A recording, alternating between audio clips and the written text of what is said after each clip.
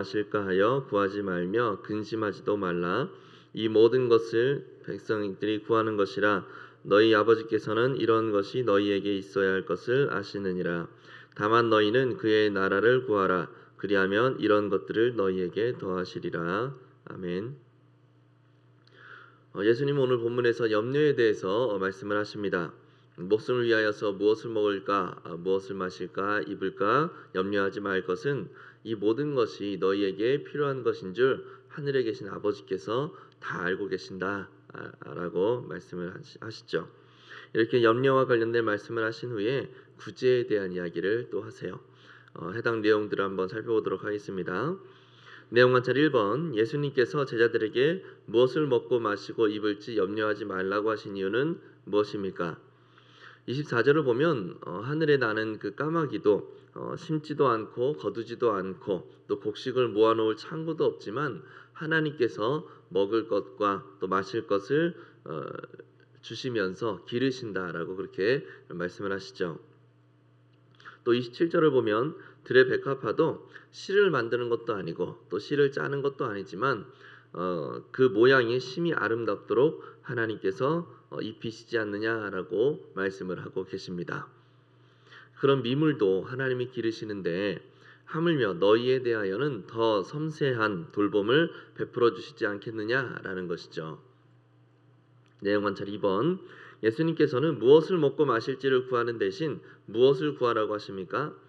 다만 그의 의를 구하라라고 말씀하십니다. 평행 본문인 마태복음에서는 먼저 그의 나라와 그의 의를 구하라라고 말씀을 하셨죠. 이 부분에 대하여는 연구와 묵상에서 더 자세히 다뤄보도록 하겠습니다. 연구와 묵상. 예수님께서는 왜 일상의 필요보다 하나님의 나라를 구하라고 말씀하십니까? 먼저 22절 마지막에 염려하지 말아라 라고는 명령이 나오는데 신약에서 이 염려라는 단어는 두 가지 이미지로 등장을 합니다. 첫 번째는 세상 일들과 관련되어서 사용이 될 때 그때는 부정적인 이미지로 사용이 되고요.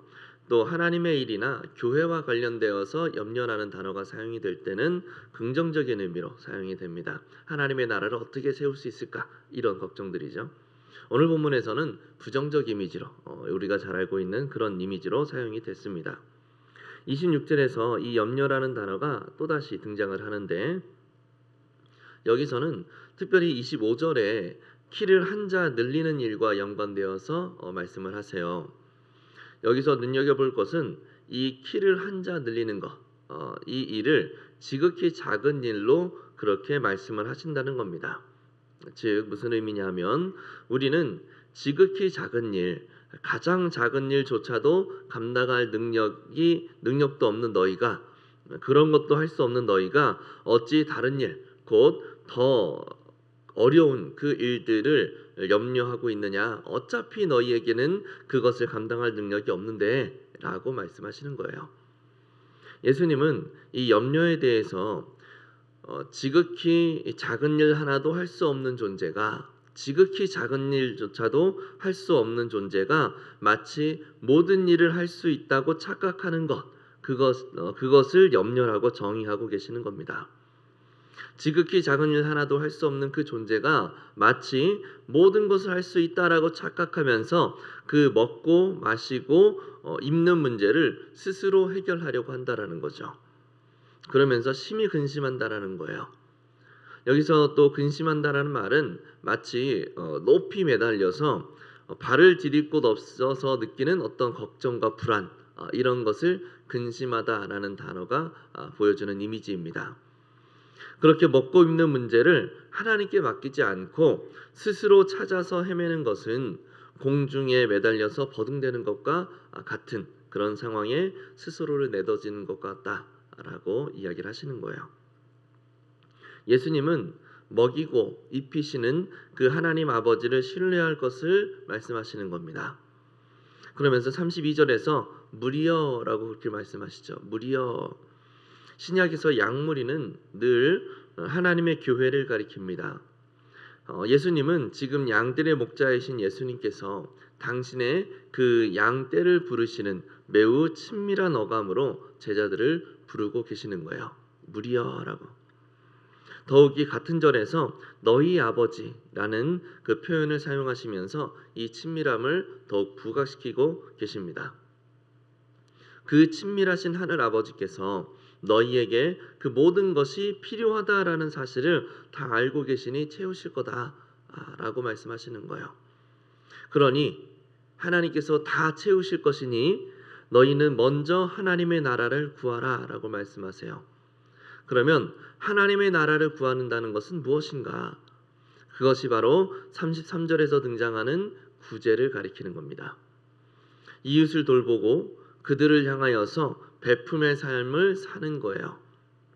그렇게 하나님께서 나에게 주신 것을 가지고 없는 자들을 돌보며 살아감으로써 내가 살아가는 곳에 하나님의 나라가 실현되도록 만들라고 말씀하시는 겁니다. 너희의 먹을 것은 하나님이 책임지실 것이니 너희는 하나님이 주신 것을 가지고 하나님의 나라를 세우는 구제하는 일에 사용해라 라고 말씀하세요. 내가 먹고 살 것은 하나님이 책임지신다라는 겁니다.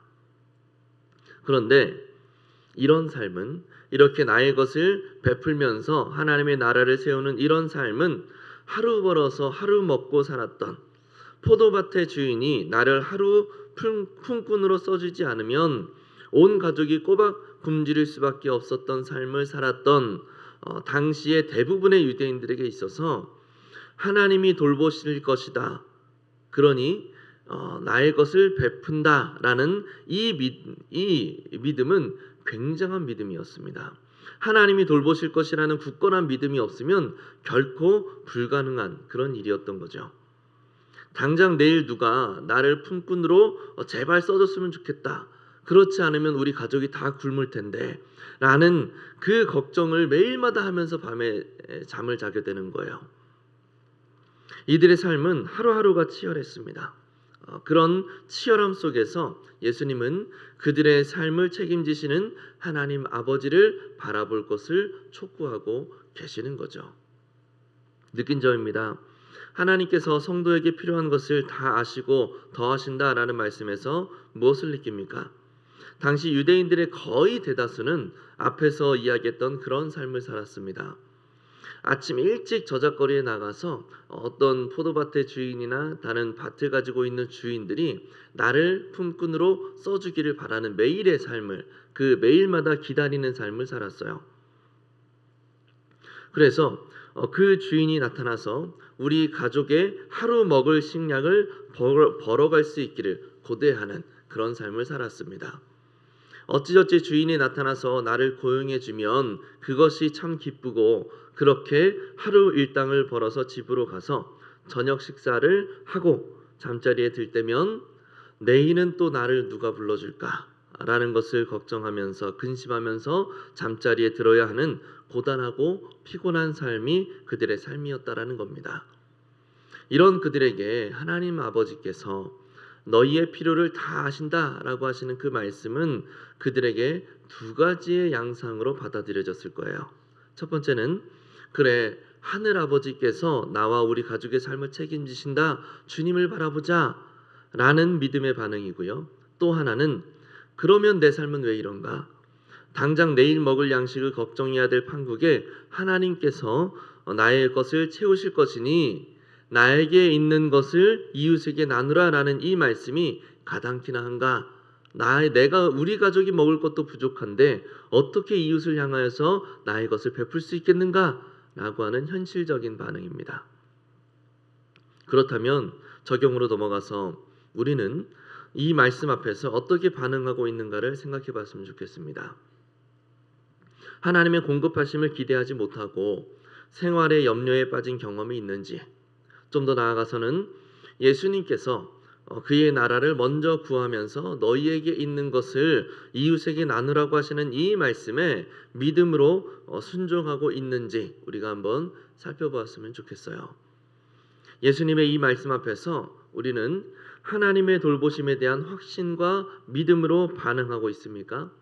이 물음은 단순히 저는 그렇게 믿습니다, 그렇게 해야 될 것을 내가 압니다 라고 말하고 있는가를 확인하자는 것이 아니라 그 믿음이 이웃을 향한 구제의 모습으로 실제적으로 나타나고 있는가 있는가라는 것을 살펴보자는 겁니다. 그것이 있어야 내가 내 삶에 먹고 사는 것이 부족함에도 하나님의 말씀에 따라서 그 하나님을 향한 믿음으로 구제하는 삶을 살고 있는가, 그 모습이 나타나야 이 말씀을 진짜로 믿고 있다라는 것이 증명되기 때문에 그렇습니다. 객관적으로 봤을 때 지금 이 시대, 이 대한민국에 사는 거의 대부분의 사람들보다 예수님 당시 유대 서민들의 삶이 훨씬 더 치열하고 훨씬 더 가난하고 힘겨웠습니다. 그런데 그런 그들을 향하여서 예수님은 하나님을 믿고 이웃을 향해 구제하라라고 말씀하고 계세요. 그렇다면 이 시대에 우리에게는 얼마나 더 강력한 명령이 되겠습니까? 그 시대 그 유대인들에게 주어진 명령이라고 한다면 이 명령을 피할 수 있는 명분이 우리에게는 결코 없다라는 것을 기억할 필요가 있는 것이죠. 결단입니다. 그렇다면 내 삶에서 먼저 하나님의 나라를 구하며 내 것을 흘려보내기 위해 무엇을 결단하겠습니까? 사실 나에게 있는 것은 내 것이 아니에요.